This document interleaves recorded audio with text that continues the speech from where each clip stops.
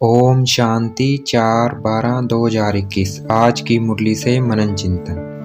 बाप कहते हैं हमें थोड़ा धीरज रखना है। दुनिया दुख धाम से सुख धाम में परिवर्तन हो रही है। सदा सुख की दुनिया को सतयुग कहते हैं और दुख की दुनिया को कलयुग कहा जाता है। सतयुग में 16 कला संपूर्ण सुख होता है। कलयुग 16 कला अपूर्ण है, इसलिए ही दुख है।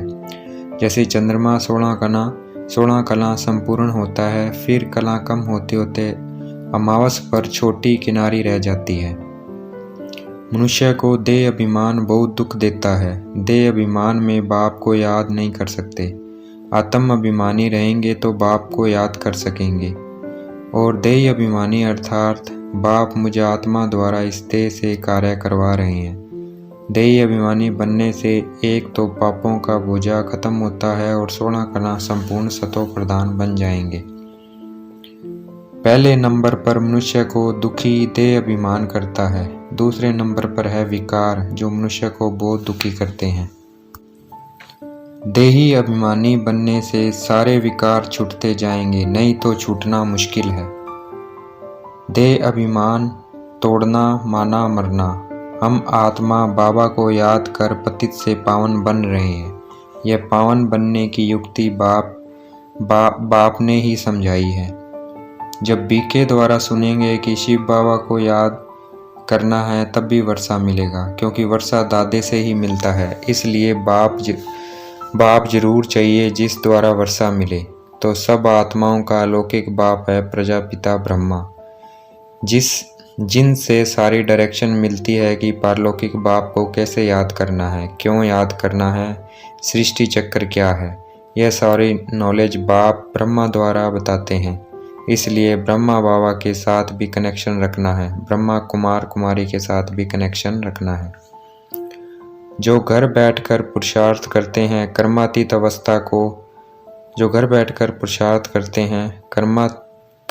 अवस्था को पाने का कभी सेंटर नहीं जाते तो हो सकता है सिर्फ मुक्ति में जाए, जीवन मुक्ति में न जा सके। क्योंकि ज्ञान धन को धारण कर दान भी करना है। दान करेंगे तो धनवान बनेंगे, नहीं तो एवर हेल्दी कैसे बनेंगे। मुरली का भी आधार जरूर लेना पड़ेगा, पढ़ाई तो पढ़नी है। बाप को याद करने से सतो प्रधान पवित्र बनेंगे और ज्ञान धन से सतयुग में साहूकार बनेंगे, नहीं तो मुक्ति में जाकर भक्ति में आएंगे।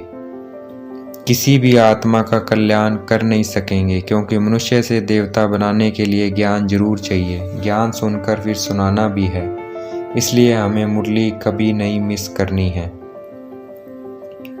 पुरानी दुनिया का विनाश जरूर होना है, क्योंकि गाया हुआ है राम गयो रावण गयो। अर्थात राम राज्य था वो चला गया, रावण राज्य है वो भी चला जाएगा। कोई भी जाए लेकिन हम बच्चों को दुख नहीं हो सकता, क्योंकि हमें पता है यह बना बनाया अविनाशी 5000 वर्ष का ड्रामा है जो चक्कर लगाता रहता है। जब विनाश होगा सब मर जाएंगे, कोई किसी की मिट्टी उठा नहीं सकेगा। ये जो अंतिम संस्कार की रस्म रिवाज सिर्फ उसका नाम वाला करने के लिए है, इसलिए इस रस्म रिवाज का कोई फायदा नहीं, क्योंकि मरने के बाद आत्मा को सुख नहीं मिलता। जीते जी संस्कारों को परिवर्तन करने से ही आत्मा को सुख मिलता है। मनुष्य भक्ति में जो कुछ करते हैं वह सब बेसमझी है। घड़ी घड़ी चित्रों को देखना चाहिए कि बाबा हमें पढ़ाकर क्या बना रहे हैं। बाप का बच्चा बनकर सर्विस करनी है। बाप सदा कल्याणकारी है तो हमें भी सदा सबका कल्याण करना है, कल्याण की भावना रखनी है। शिव बाबा ब्रह्मा द्वारा ही स्थापना करते हैं, ज्ञान देते हैं और ब्राह्मण धर्म रचते हैं। ब्राह्मण धर्म जरूर चाहिए। ब्राह्मण धर्म ऊंचे ते ऊंच है। प्रजापिता ब्रह्मा बहुत ऊंचा है, इनको कहेंगे नेक्स्ट गॉड। ब्रह्मा द्वारा स्थापना होती है, ब्रह्मा फिर देवता बन जाते हैं, फिर 84 जन्मों बाद ब्रह्मा बन जाते हैं। ब्रह्मा सरस्वती सो फिर लक्ष्मी नारायण, ज्ञान ज्ञानेश्वरी सो राज राजेश्वरी बनते हैं। ब्रह्मा सो विष्णु, विष्णु सो ब्रह्मा कैसे बनते हैं, यह फर्स्ट क्लास पॉइंट है, इस पर अच्छी तरह समझा सकते हैं। आज की मुरली का वरदान, आत्मिक उन्नति के साधन द्वारा सब परिस्थितियों पर विजय प्राप्त करने वाले अकाल मूर्त भव। आज की मुरली का स्लोगन, कोई भी बात जो बार बार फील करता है वह फाइनल में फेल हो जाता है। अच्छा, ओम शांति।